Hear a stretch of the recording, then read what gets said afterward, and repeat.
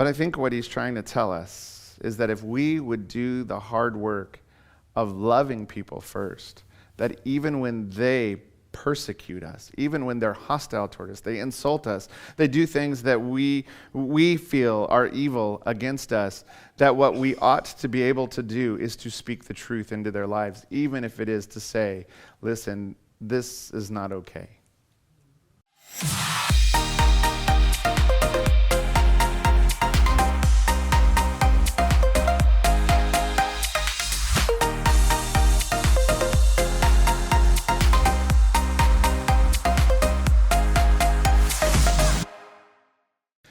All right, getting ready. It's always interesting when it comes time for a new year for us to figure out exactly what it is that we're supposed to do. I don't know if you do resolutions or not, but I realize that it requires a significant motivation for someone to choose to change their life.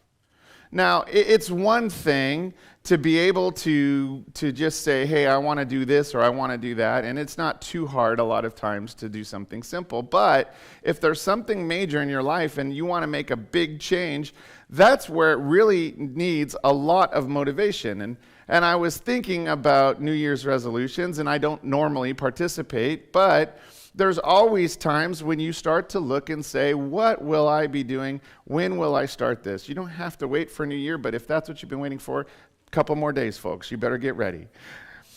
So I was looking at what it takes to motivate people to change. And I realized that there were a lot of things that are potential motivation factors. And here's a few that I came across.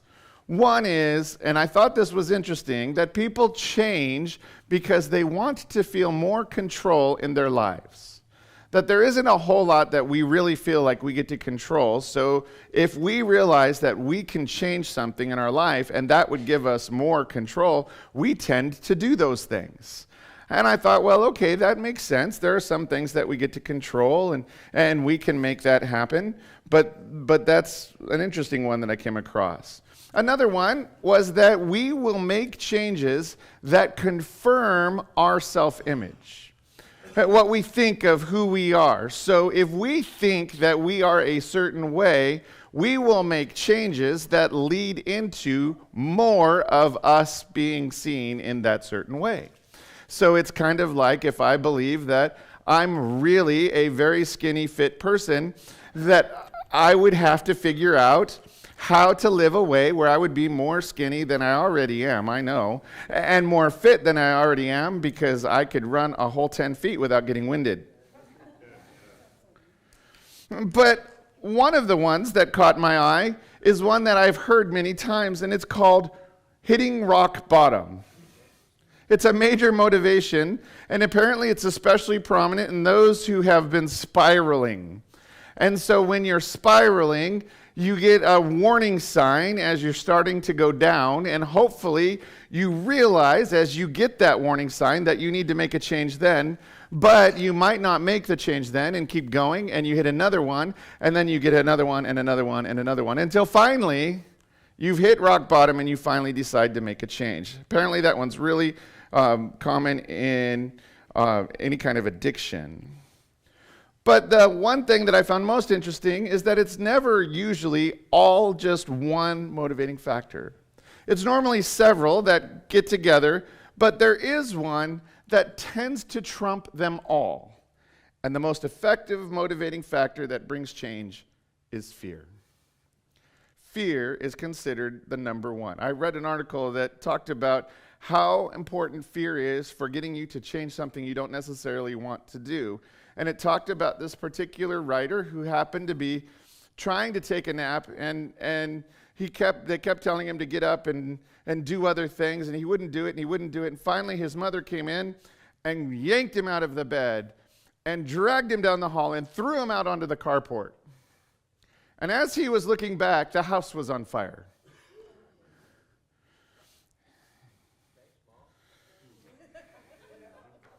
Motivation to do what your mom says, apparently. There's a lot of things. There's motivation that would really get you to be moving, but I noticed that a psychologist said that motivation is part of our our makeup. It's who we are. When we're fearful, we usually will tend to act, flight or fight response. But I also heard a comedian say that one of the problems is that when we raise our children, we tend to do it with fear. Have you noticed that? Don't put your finger in the light socket or you will die. Death threats. Don't play in the middle of the street or you will get hit by a car and die. Hold my hand in this parking lot or you might get hit by a car and die. Wear a helmet when riding your bike or you might fall and die. Put your seatbelt on because if you don't, the police will be very angry with you and you might die. I don't know if your parents ever threatened you that if you didn't do what they were telling you to, they could just end you and make another one that looks just like you. So we have fear sort of ingrained into us. You want to make a motivation to change? You'll stop putting your finger in a light socket really quick when you realize it causes death. There are still some people I know that, anyway, let's just not go there. My question for us today is, what is the greatest motivation for us to have a Christ-centered ethic? You see, one of the things that I'm realizing that when we're in this weird place between Christmas and New Year's Day, the last Sunday of the year, people are out traveling. There's the hustle and bustle of Christmas season that's sort of still going, but not quite. There's all of this gearing up for New Year's Day, which will involve fireworks and shopping, I believe. I mean, there's all of these things that we have to do, but it's also a time when we begin to look at what's going to happen and realizing that we might have something that we want to look back on and do differently in the coming year. Now, when we come to a Christ-centered ethic, I want to challenge you to really think through what that means, and I want to define exactly what I'm talking about so that we're all on the same page. Because we hear the word ethics or ethical thrown around a lot, but mostly we hear it in the world, not so much in the church. An ethic is a way of living. It's a moral which you live by. It's a standard by which you live. And not so much what we should be doing on our own, but if we are truly Christ followers, we should be adopting his system of ethics. These are the values that lead directly back to the example and teachings of Jesus Christ. And really, if you want to go even further, you can go all the way back to the beginning of the Old Testament, and you will see how God wanted us to live, and that ethic has never changed. Whenever Jesus teaches us or shows us the correct way of doing something, we are learning a Christ-centered ethic.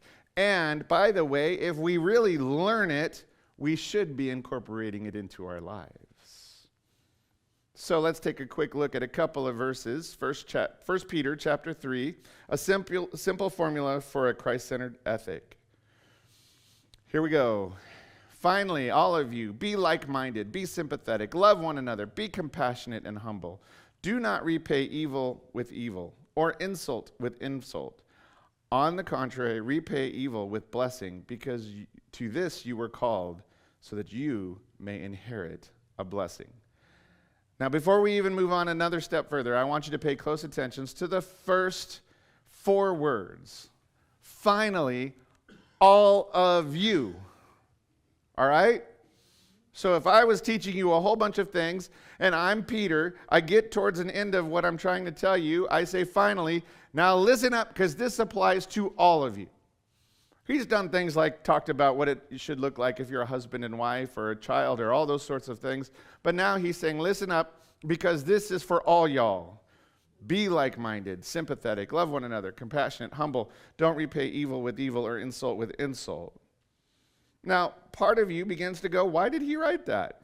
Well, Peter writes to motivate the believers to a Christ-centered ethic in a hostile society. So think about it for a minute. They weren't super excited that there were Christians around trying to tell the Jewish people how to live. This Jesus guy was a heretic after all, and we're not so sure what to think about him, and we're not so sure what to do. So when it comes down to things of faith, people, especially who don't have faith, they don't understand where you're coming from.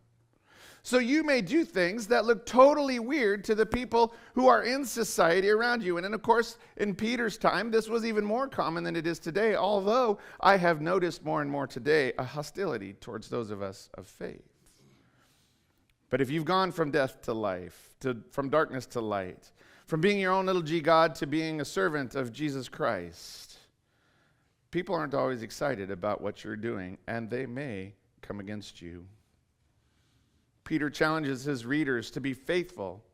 And here is the important reason. I want you to pay close attention. This is going to come back. The life, the death, and the resurrection of Jesus is true. You see, when people are coming against you, or when people were coming against the people Peter's writing to, basically what they're trying to do is get you to be quiet, to get you to almost deny that what you believe happened with Jesus happened. They're trying to get you to understand that you should live an old way because they don't want to change. They are not people of faith. We can count on it as true. We can stand on the life, the death, and the resurrection of Jesus. And if we do, and if it's all true, we should also be standing on obedience to what he has taught us is a correct way of living. I want you to pay close attention because a life lived faithfully to Christ is the true path to salvation. Now, I want to make sure I'm really clear here. The way to get to Jesus is through faith, through believing, but that doesn't mean that once you've said yes to Jesus, you're off the hook. You have to live in a particular way. And by the way, it's not determined on whether or not you're popular, you're famous, or whether or not people think that you're right or you're wrong, whether or not people believe your arguments for why you live the way you live. It's all about Jesus. So Peter wants to show us exactly what this ought to look like. Now, here's the important part. If you've already fallen asleep, wake up. Peter presents the essence of Christ-centered ethic in the form of an X or a chiasm. Now that comes from the Greek letter chi. That would be the X in Greek, all right? Now you can't say it's all Greek to you. I've just explained it. All right? So here's the way a chiasm works. You have a teaching, like a story that works one way, comes to a point, and then is told the opposite way. So here is what we really saw in the scripture that we have today. There's an X. He tells us to be like-minded, to be sympathetic, to have brotherly love, and then be compassionate and humble. If you follow the lines of the X, you will see those words are very much related. Within the center being this idea that we are to love one another. So I'm going to use a couple of different words for you, but on the top left of the axis is the call to live in harmony. That's what this like-mindedness is about. Like-mindedness is about us not sharing the exact same opinions, exact same beliefs necessarily, or that we all must think exactly alike. Sometimes we get the idea when it becomes unity or like-minded that we all need to be the same. How fun would church be if we were all thinking the exact same thing and had the same opinions? You would have nothing to do. Some of you know what I'm talking about. Do you like the color of the carpet? Is this what you'd have picked? What if we all thought exactly alike? That would just, I don't know. What would we do with ourselves? We'd be like, oh, the bathroom looks nice. Well, that's of course because we all think alike, and that's the same colors that we would have all picked.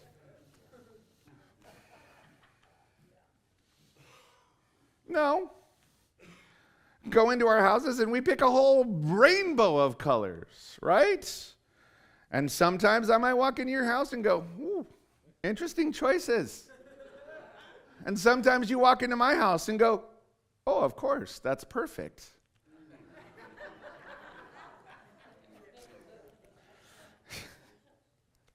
You see, there's an issue here, and the issue is that there is such thing as falling over into like blasphemy. You can become a heretic if you're not careful. So I don't want you to misunderstand and say that if somebody comes up with a really strange idea that we should all think that way too. We should be able to correct one another. We should be able to do things in such a way that honors one another if we don't necessarily agree, because that's what he's really talking about here. I was thinking about this, and there was once a point in time when the Church of the Nazarene was very, very, very much against the horrible sin of all, which is a boy and a girl being in the same swimming pool together. After all, we all know this leads to babies and sin and all kinds of horrible things. Now, I want you to understand something. This was an agreed upon ethic when the rule was made. But when we look back today, we're like, well, that's kind of foolish. We don't necessarily think that way. The like-mindedness wouldn't be that we all agree that this is the horrible sin of the world and that's the most important thing that we should ever look at. The like-mindedness is that we agree that the focus ought to be on Jesus and purity and doing the right things. The like-mindedness isn't about rules. It's about the focus on Jesus Christ together. So we talk about it once in a while, and I'm going to try to do this more in the new year. But it's printed in your bulletin every single week. At Desert Grace, we are a community moving forward on a journey toward God, right? What is the focus? The focus is God. The focus is on Jesus Christ. It's not on the person next to us and pointing out their flaws and their sins and their whatever else, because if we're being like-minded, we ought to be encouraging one another to become closer to Christ, to become more Christ-like. At the top of the other axis is the call to share common feelings. Sympathy, sympathetic, be sympathetic toward one another.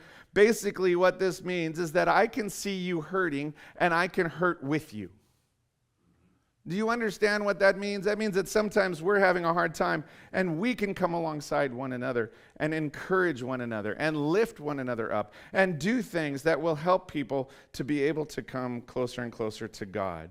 There's a wide variety of emotions and experiences. You don't only need to have sympathy when somebody is really, really down. They're going through grief. They're going through a hard time. You can also sympathetically celebrate with others. It's the idea of being able to recognize those other feelings and to be able to work within them and to feel them with them. In the middle is those two lines, that call for brotherly love. It's the center of all the instructions. And by the way, if you're paying close attention, you know that from the center goes out to the edges how we live it out. So if you don't have love for somebody, you are most definitely not going to be like-minded with them, and you're not going to be very sympathetic to what they're feeling or doing. True. This is important. We live it out by being like-minded and sympathetic, but also compassionate and humble. God taught the Israelites this love for the neighbor way back when. Way back in one of those early law books, right? You must love one another. We're supposed to be known as a people of love. We're taught that Christians are supposed to be known by their love. And this is the kind of love that looks at you and says, you know what? You're really weird, but I love you anyway. Not that you'd have to do that with me. I'm just talking about maybe somebody you might come across, not in our church, but in anyway. If we're really going to be known by our love, what it means is that Jesus' love ought to show through us. One of the problems is that too often we don't act out of love. We act out of whatever. And sometimes we act out of fear and not love. The bottom left axis is the call to deeply care. NIV called this compassion. It's the opposite from sympathy or sharing common feelings. Remember, we're reversing the order. Like-mindedness, then it was sympathy, now it's sharing common feelings, the compassion. See, what Peter's trying to point out here is that in the life of Jesus, in a Christ-centered ethic, it's not enough just to say, oh, I feel so bad for you. What it means is that we become deeply moved such that we are willing to step in and overcome and help and walk alongside so that we are doing something with those feelings to help that person be restored, to help that person be encouraged. This is the same word that Jesus uses when he says he's deeply troubled in his spirit. He found out that Lazarus was dead, and even knowing that he was going to bring him back to life, that he was going to walk again, he's deeply troubled. He's got a stirring in his heart and wants to do something. The question is when we see other people that are Christ followers or even not Christ followers, are we stirred with compassion to try to help make it better, not with simple words and platitudes, but with deep actions that actually show that we care? That's part of what Peter's trying to get to. Opposite of that is a call to a proper inner attitude, and this is what we're talking about when we say humility. Having the right attitude about us. Now, here's the problem with humility. There are a lot of people out there who say, oh, you know how humble I am, don't you? If I have to ask if you think I'm humble, I'm not. And there's a lot of times when I'm like, well, people will say things like, I'm just a lowly person here, but I think you're doing it all wrong. That's a false humility. It's something that we need to be careful of, especially when it comes to interpersonal relationships. Because one way that we can try to be humble is to try to be almost falsely humble with people that we really don't like or care for. We need to be careful about that. I was thinking about this, and I was thinking that there's probably 3 areas where we need to really make sure that we're living out this ethic. The first thing is that if we're going to be like-minded, we really need to be able to listen to what other people say, even when their idea might be slightly different than ours. And not that that's coming up from any events in the last couple months or years where people have not been able to even hear what another side says. But when you think about all of the things, maybe politically or even about the color of the carpet or the color of the wall, or the way that we go about doing something, the biggest issue that we really face here is that we also sometimes have competing ideas about theology, about who God is and about how he works. And yet, when we make those the central focus of what we're trying to have a conversation about, we do not build one another up if all we're trying to do is get our point across. In other words, if somebody came up to you and says, God is actually a woman, the best thing for you to do is to listen and hear them out if you're truly humble. Now, you may still think they're crazy at the end of the conversation, and they may still think you're crazy. But have you grown by learning and hearing what somebody else said? And I think too often when somebody comes with a competing idea about God or a competing idea about Jesus, our first thing is to go, oh, you're wrong. Turn off my ears. La, la, la, I'm not listening to you because you're crazy. We got to be careful of that. Since this is part of being like-minded, humility is part of being like-minded, it also means that we need to submit to the authorities in our community. It's less of a call to be worried about your own opinion, your own way of doing it, and more willing to follow those who are leading, and leading lots of times into a place where we haven't always imagined yet. Do you understand what I mean by that? So think about Moses, right? Moses has heard from God, this is where you're supposed to go, this is what you're supposed to do. But Moses is the one who hears from God. He's the one who has the vision or has the instructions from God as where to go. And everybody following him has absolutely no clue. He can try to say it, but it's a lot of people to try to make convinced. And if they're not like-minded, they're not listening anyway because they all have their own ideas. Remember, they're out in the wilderness, they're hungry, all they have to eat is what is it? There's never enough water around, and now the leader's saying, okay, we're going to camp here, and they're like, oh my goodness, Moses, can we just go back? At least Egypt had Pizza Hut, let's go.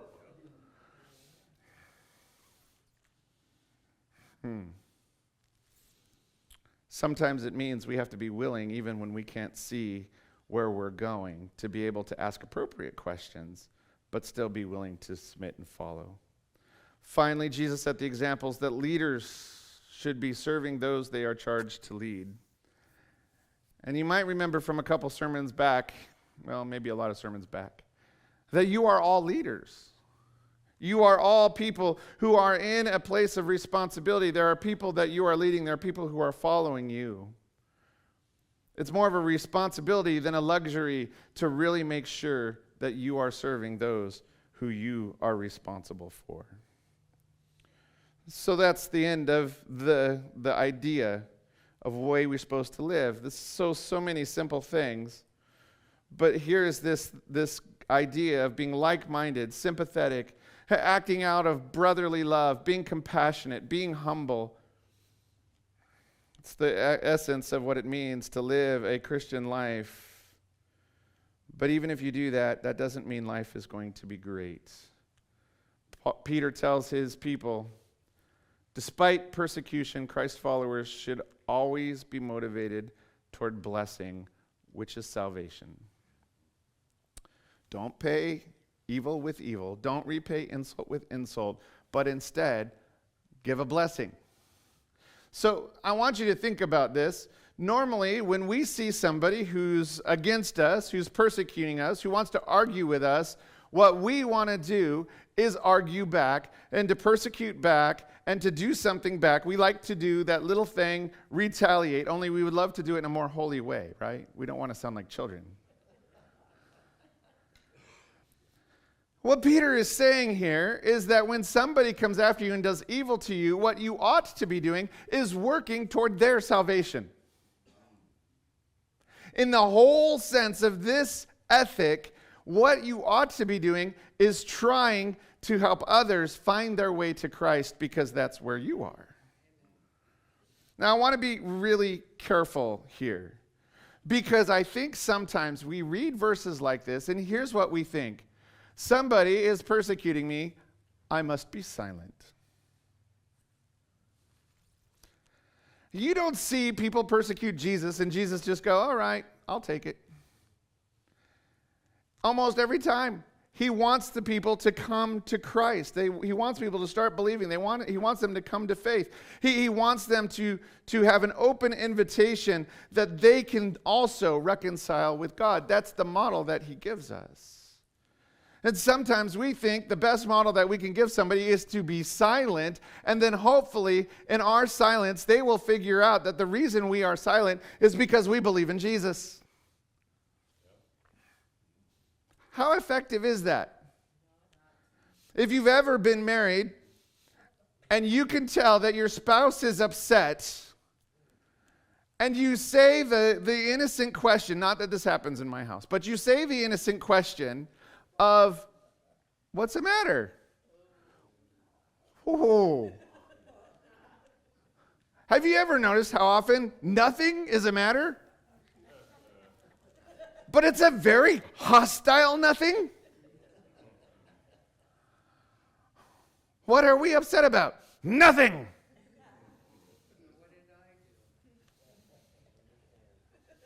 All right then, well, since nothing is a matter, I'll just continue to go about my merry way. I can't help you if I don't know what I did.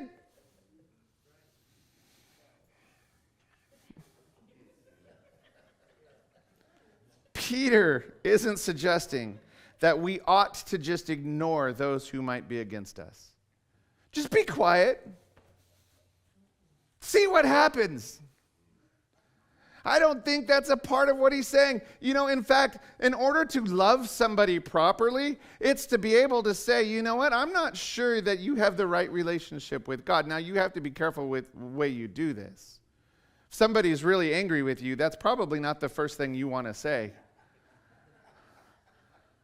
You right with God? That would probably be pouring gasoline on a fire. I'm just saying.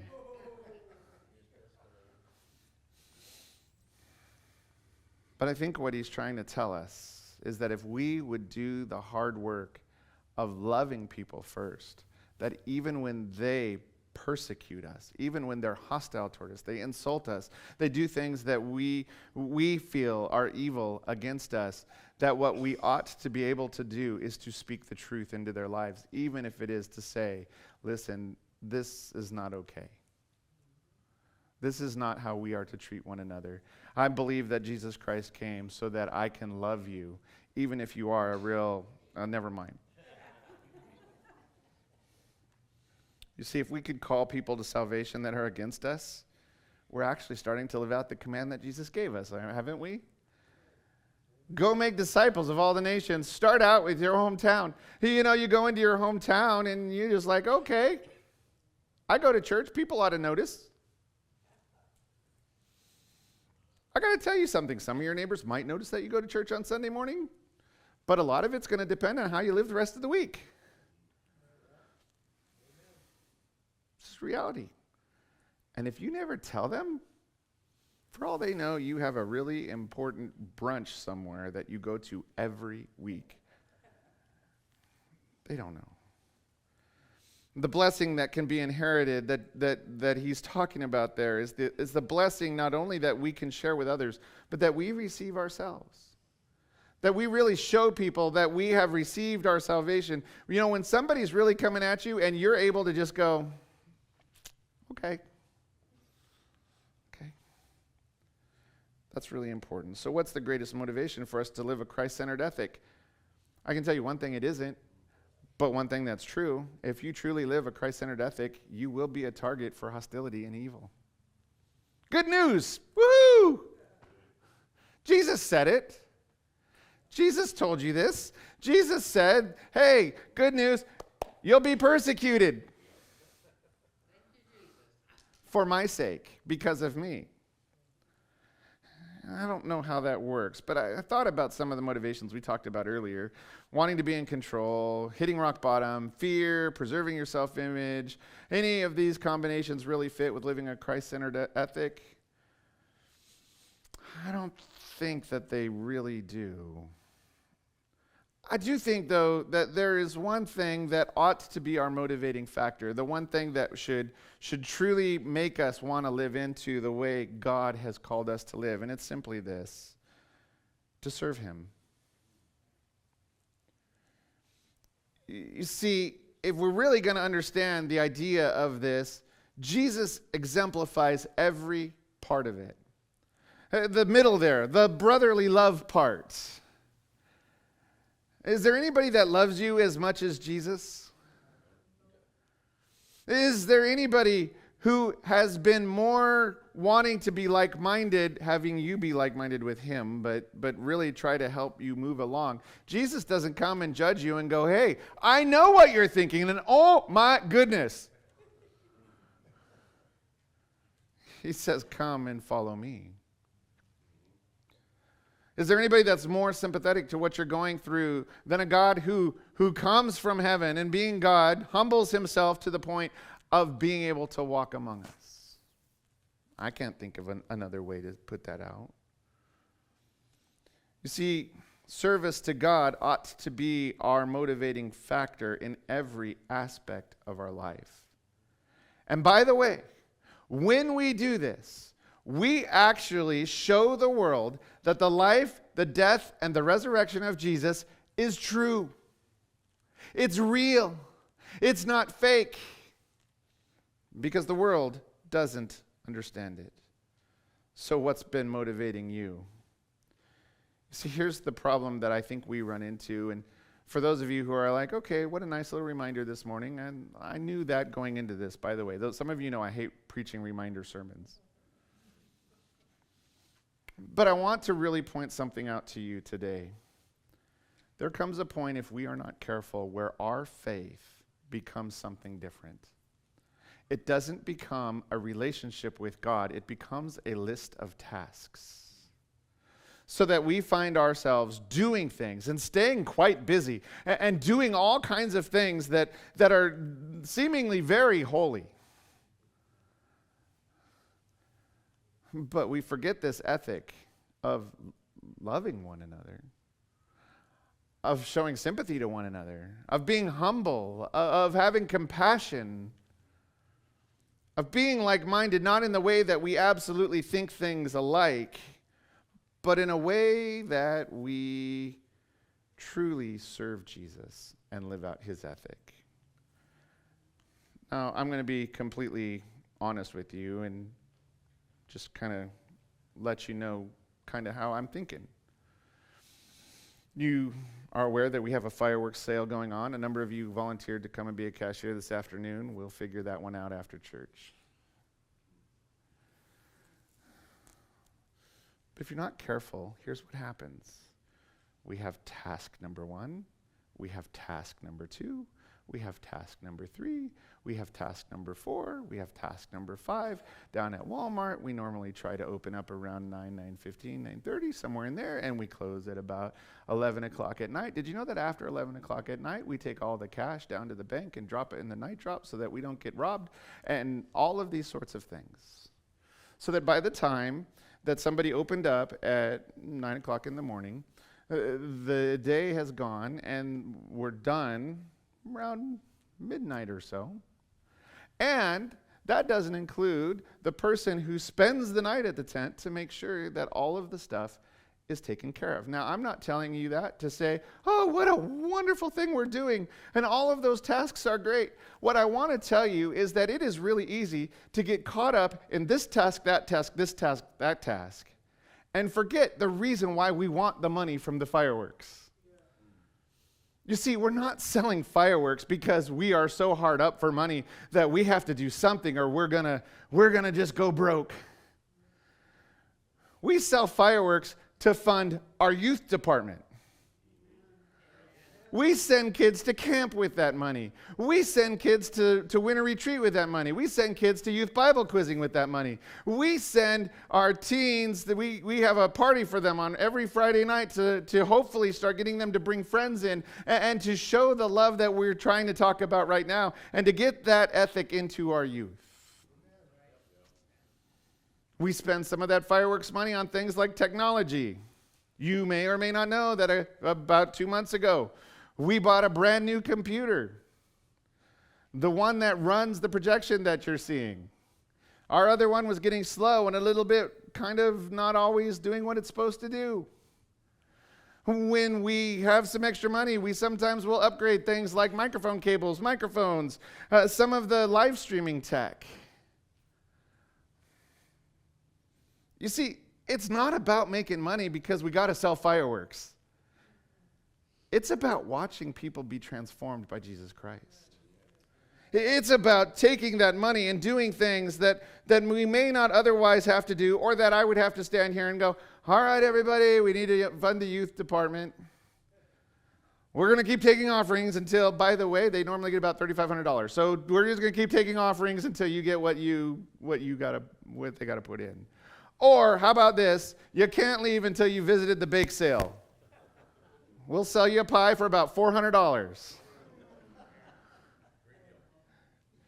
You see what I'm saying? We can get so caught up in tasks. But if I were to ask any one of you, would you like to see somebody in your family or your extended family be saved? I can do it for $3,500. Which of you wouldn't try to write a check? You'd go out and sign up to sell some fireworks yourself. But you can't really put a price on it. You talk about things like compassion. We have this ministry that I think sometimes we just get used to called Jesse's Closet. The goal is to reach out to foster kids, and some of what we do is just provide the basic necessities of life, but what we really want to do is to make sure that both the kids and the foster families know that they are loved. 160 kids got Christmas presents from complete strangers this year.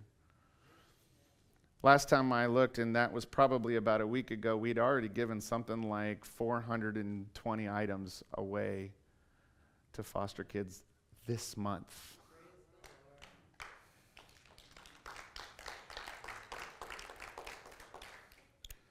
But there's a few of us in this room that can tell you that there are a lot of tasks down there that need to be made, that need to be cared for. And it can become so overwhelming that we forget that it's not about cleaning up. It's not about sorting through donations. It's not about collecting money. It's not about all the other things. It's about what could God do through a little church that started a ministry that's reaching hundreds of people in our community. So, what's your real motivation? When it comes to your faith, what is your motivation to live the ethic that God wants you to live? To have this brotherly love, and from out of there, go into all of these different ways that becomes how we live our life. And then, by the way, in the midst of that, when people come against you, you're not to run away or back off. You're supposed to double down and tell them that this is the ethic I follow, because there is a God who loves you too. So, what's your motivation? Does it end when this service ends? Or does it go beyond? Is it a list of tasks? Or is it the way you live your life? And here's a challenging question for all of us. What would God say about all of that? Would he tell you that you have done well, my good and faithful servant? Or would he say something along the lines of, wait, let me blow off the book of what you've done. Oh yeah, back in, what year was that? I'm sorry, my handwriting wasn't good. How do you treat people around you? Is it the way God would want you to do it? So as we get ready for a new year, part of my question for you is, are you ready for another new start? By the way, I don't mean this by you have until Wednesday to do all of the evil stuff you want to do and then start living a Christ-centered ethic. I mean, your new start is now. In a few moments, you're going to walk out those doors. What kind of ethic do you live? What would people say? What would God say? Are you serving him, or do you serve yourself?